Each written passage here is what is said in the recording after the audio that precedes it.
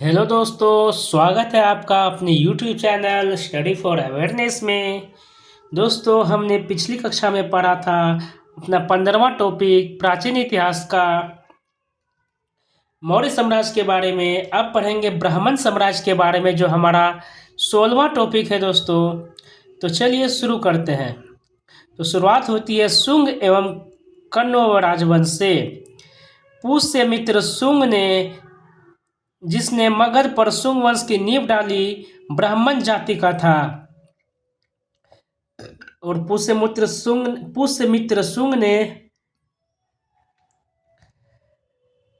बृहद्रथ को मार करके अपने वंश की नींव रखी थी। तो उसी में से पढ़ते हैं, पुष्यमित्र शुंग जिसने मगध पर शुंग वंश की नींव डाली, ब्राह्मण जाति का था। शुंग शासकों ने अपनी राजधानी विदिशा में स्थापित की। इंडो यूनानी शासक मिनांदर, क्या नाम है उसका, मिनांदर को पुष्यमित्र शुंग ने पराजित किया। पुष्यमित्र शुंग ने 2 बार अश्वमेध यज्ञ किए। इनके लिए पतंजलि ने अश्वमेध यज्ञ कराए। पुष्यमित्र शुंग ने 2 बार अश्वमेध किए और किसने कराया? पतंजलि ने। भरहुत स्तूप का निर्माण पुष्यमित्र शुंग ने करवाया। शुंग वंश का अंतिम शासक देवभूति था। इसकी हत्या 63 ईसा पूर्व में वासुदेव ने कर दी और मगध की गद्दी पर कण्व वंश की स्थापना की। कण्व वंश का अंतिम राजा सुशर्मा हुआ और शुंग वंश का अंतिम राजा देवभूति था। और उसको जो मारा, जिसने हत्या की, वासुदेव ने, उन्होंने मगध की गद्दी पर कण्व वंश की स्थापना की। और कण्व वंश का अंतिम राजा सुशर्मा था और कण्व वंश का प्रथम शासक वासुदेव था। आगे चलते हैं, सातवाहन राजवंश के बारे में पढ़ेंगे दोस्तों। सिमुक ने 60 ईसा पूर्व में सुशर्मा की हत्या कर दी और सातवाहन वंश की स्थापना की। सिमुक ने 60 ईसा पूर्व में सुशर्मा की हत्या कर दी। सुशर्मा कौन था? कण्व वंश का अंतिम शासक था। अब सिमुक ने उसकी हत्या कर दी और सातवाहन वंश की स्थापना की। सिमुक ने सातवाहन वंश की स्थापना की। सातवाहन शासकों ने अपनी राजधानी प्रतिष्ठान में स्थापित की, जो कि गोदावरी नदी के किनारे है। प्रतिष्ठान महाराष्ट्र के औरंगाबाद जिले में है। सातवाहन वंश के प्रमुख शासक थे सिमुक, सातकर्णी, गौतमीपुत्र सातकर्णी, वशिष्ठिपुत्र पुलुमावी तथा यज्ञश्री सातकर्णी। सातवाहन वंश के प्रमुख शासक कौन थे? सिमुक थे, सातकर्णी थे, गौतमीपुत्र सातकर्णी थे, वशिष्ठिपुत्र थे, पुलुमावी थे तथा यज्ञश्री सातकर्णी थे। सातकर्णी ने 2 अश्वमेध तथा 1 राजस्व यज्ञ किया।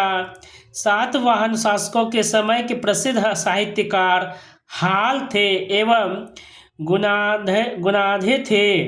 हाल ने तथा गुणाधे ने बृहत कथा नामक पुस्तकों की रचना की।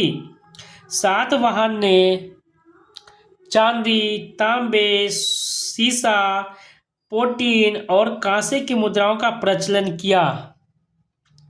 सातवाहन अपना सिक्का ढालने में जिस शीशे का इस्तेमाल करते थे, उसे रोम से मंगाया जाता था।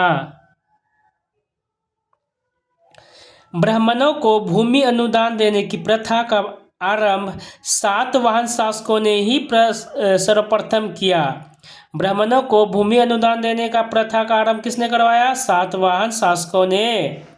भूमि दान का सर्वप्राचीन पुरालेखीय प्रमाण शताब्दी ईसा पूर्व के सातवाहनों के नानाघाट अभिलेख में मिलता है, जिसमें अश्वमेध यज्ञ में एक गांव देने का उल्लेख है।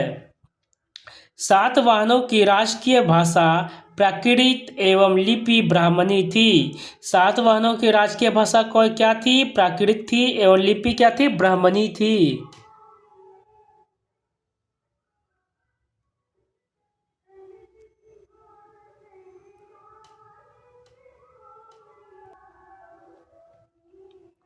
सातवाहनों में हमें मातृतंत्रात्मक ढांचे का आभास मिलता है।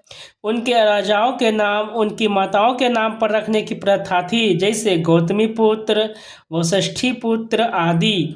लेकिन सातवाहन राजकुल पितृतंत्रात्मक था, क्योंकि राज सिंहासन का उत्तराधिकारी पुत्र ही होता था।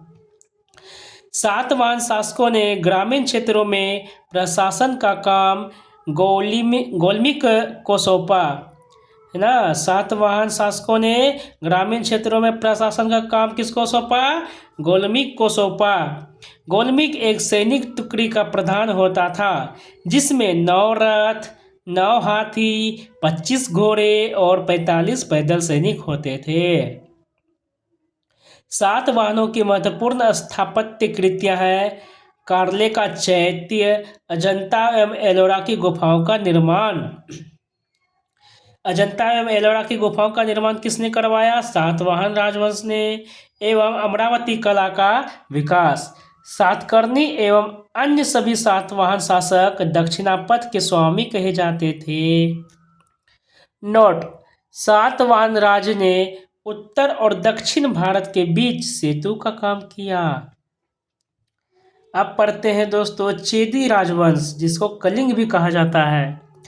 अशोक की मृत्यु के उपरांत संभवतः प्रथम शताब्दी ईसा पूर्व में कलिंग में चेदी राजवंश का उदय हुआ।